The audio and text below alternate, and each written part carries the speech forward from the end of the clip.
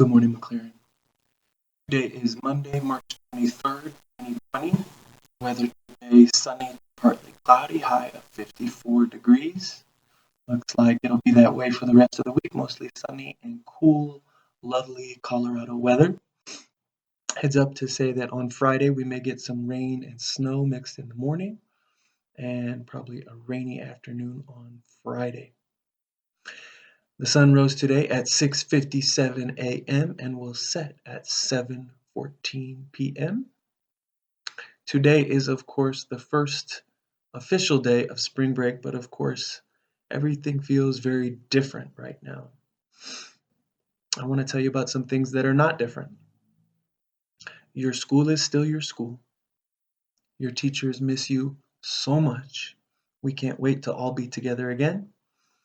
In the meantime, we've been working hard to make sure that you have fun and interesting things to do when classes start back up again on Monday, March 30th, so stay tuned for that. We won't be in the building at that time. You'll be working from home still, but we want to make sure that you have good things to do.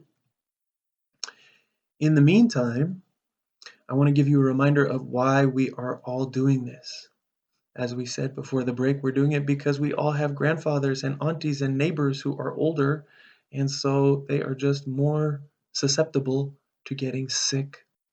We all have siblings and family friends and students and teachers who maybe have a medical condition that makes their immune system not as strong, and we really want to protect them. That is what you all are doing by staying home. You are helping to keep our whole community healthy by not spreading germs that might not affect you at all but could make an elder really sick. So I want all of you, all of us, to think of ourselves as the helpers here. Being a helper is not always easy. Sometimes being a helper means making sacrifices for the good of other people, and that's what you're doing by losing some school time. So I want to thank you for making that sacrifice for your city, for your community. On that note, my wife was reminding me the other day about victory gardens.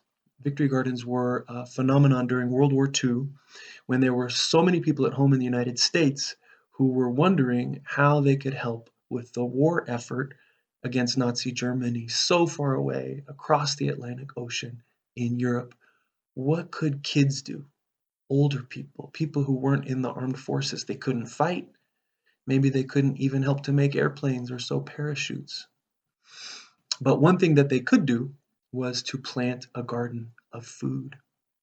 And what that did was allow the country as a whole to give more food to the people fighting overseas.